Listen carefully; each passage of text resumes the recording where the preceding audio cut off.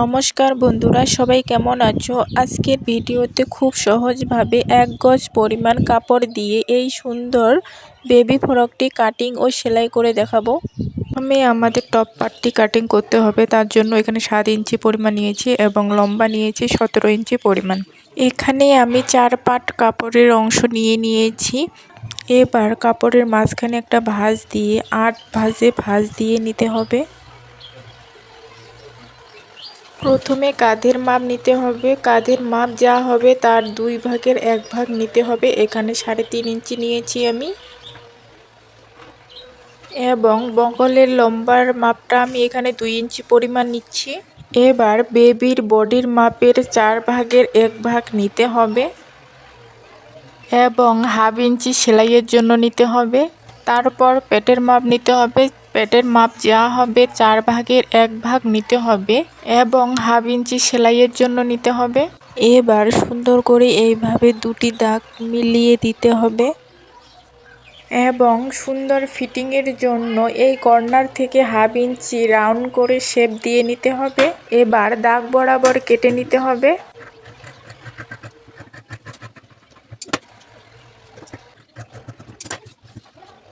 এবার আমি বেল্টটা তৈরি করার জন্য 2 টুকরো কাপড় নিয়েছি। এখানে কাপড়টির লম্বা নিয়েছি 8 ইঞ্চি পরিমাণ এবং চওড়া নিয়েছি 3 ইঞ্চি পরিমাণ। কাপড়টিকে এইভাবে উল্টো করে সেলাই করে নিতে হবে। এবার বেল্টের কাপড়গুলো টপ পার্টটির সাথে সেলাই করতে হবে, তো আমি সেলাই করার সময় ডিটেলসে বলে দেব। এখানে আমি 2 পার্ট কাপড় নিয়েছি। এখানেও 2 পার্ট কাপড় আছে। এখানে চওড়া নিয়েছি আমি 6 ইঞ্চি পরিমাণ এবং লম্বা নিয়েছি আমি 21 ইঞ্চি পরিমাণ। এখানেও সেম 6 ইঞ্চি পরিমাণ চওড়া আর লম্বা নিয়েছি আমি 33 ইঞ্চি পরিমাণ। এই কাপড়গুলো এইভাবে কুচি হবে, একটার সাথে আরেকটা কুচি হবে। প্রথমে আমি এখানে বেল্টটি তৈরি করব, তার জন্য উল্টো সাইডে একটা ভাঁজ দিয়ে সেলাই করে নিচ্ছি। সেম ভাবে এই বেল্টটিও আমাকে সেলাই করে নিতে হবে। সেলাই করা কমপ্লিট হয়ে গেলে এবার শক্ত একটা জিনিস দিয়ে এইভাবে বেল্টটি সোজা করে নিতে হবে। সেম ভাবে দুটো বেল্টই আমি সোজা করে নিয়ে নেব। এবার বেল্টটি তৈরি করার পর টপ পার্টটির সাথে জয়েন করে নিতে হবে।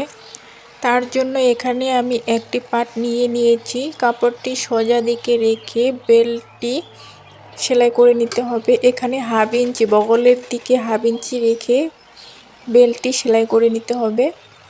সেম ভাবে এই বেল্টটিও হাফ ইঞ্চি রেখে সেলাই করে নিতে হবে। বেল্টটি সেলাই করার পর এর উপর আরেকটি পার্ট বসিয়ে সেলাই করে নিতে হবে। নিচের পার্টটি সোজা দিকে এবং উপরের পার্টটি উল্টো দিকে রেখে সেলাই করে নিতে হবে।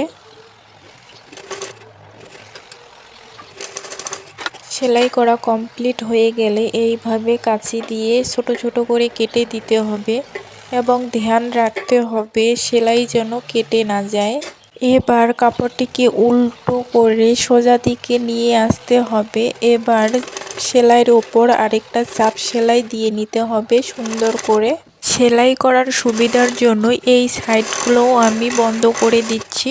এক সাইডের অংশটি সেলাই করার পর অপর সাইডের অংশটিও সেলাই করে নিতে হবে। তার জন্য আরেকটি পার্ট আমি নিয়েছি। এই পার্টটি আমি সোজা দিকে রেখে বেল্টগুলো সোজা দিকে রেখে সেলাই করে নিতে হবে। বগলের সাইডে হাফ ইঞ্চি করে এক্সট্রা রেখে তারপরে বেল্টগুলো সেলাই করে নিচ্ছি, এটা মনে রাখবে সবাই। সেলাই করা কমপ্লিট হয়ে গেলে আরেকটি পার্ট এর ওপর উল্টো সাইডে রেখে সেলাই করে নেব। সেলাই করা কমপ্লিট হয়ে গেলে ছোট ছোট করে কেটে নিতে হবে। কাটার সময় মনে রাখতে হবে সেলাই যেন কেটে না যায়। এবার কাপড়টি উল্টো সাইড থেকে সোজা সাইডে নিয়ে যাব। এবার সেলাইটার উপরে আরেকটা চাপ সেলাই দিয়ে নিতে হবে। এখানে আমার টপ পার্টটি সেলাই করা কমপ্লিট হয়ে গেছে। এবার নিচের অংশটি সেলাই করব। এখানে একটার সাথে আরেকটা কুচি দিয়ে নেব।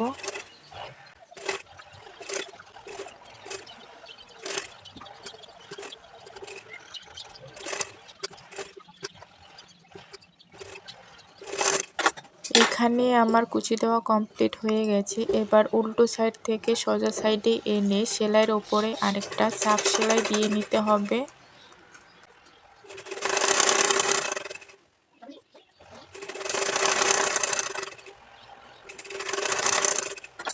সেলাই কমপ্লিট হয়ে গেলে টপ পার্টটির সাথে নিচের অংশটি সেলাই করতে হবে। এখানে আমি টপ পার্টটি সোজা সাইডে এবং নিচের অংশটি উল্টো সাইডে রেখে কুচি দিয়ে নিচ্ছি।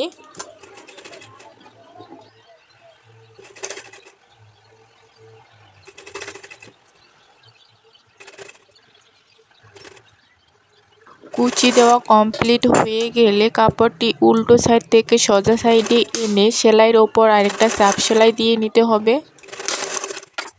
এখানে আমার একটি পার্ট সেলাই করা কমপ্লিট হয়ে গেছে। এবার অপর সাইডের অংশটিও সেমভাবে সেলাই করে নেব।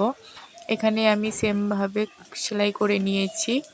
এবার বডির মাপ অনুযায়ী সেলাই করে নিতে হবে।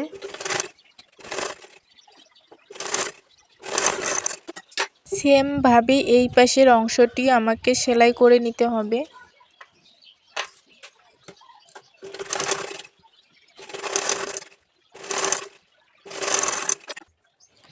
দুটি সাইড সেলাই করা কমপ্লিট হয়ে গেছে। এবার নিচের অংশটি সেলাই করে নিতে হবে। এখানে দুটো ভাঁজ দিয়ে পুরোটা রাউন্ড করে সেলাই করে নিচ্ছি। যদি ভিডিওটা ভালো লাগে তাহলে লাইক, কমেন্ট, শেয়ার করার কথা একদম ভুলবে না।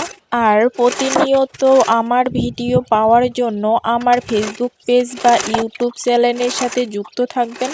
আরেকটা কথা, তোমরা ভিডিওটা দেখার পর একটা লাইক কমেন্ট করে পাশে যদি থাকো তাহলে পরবর্তী ভিডিও করার আমি উৎসাহ পাই।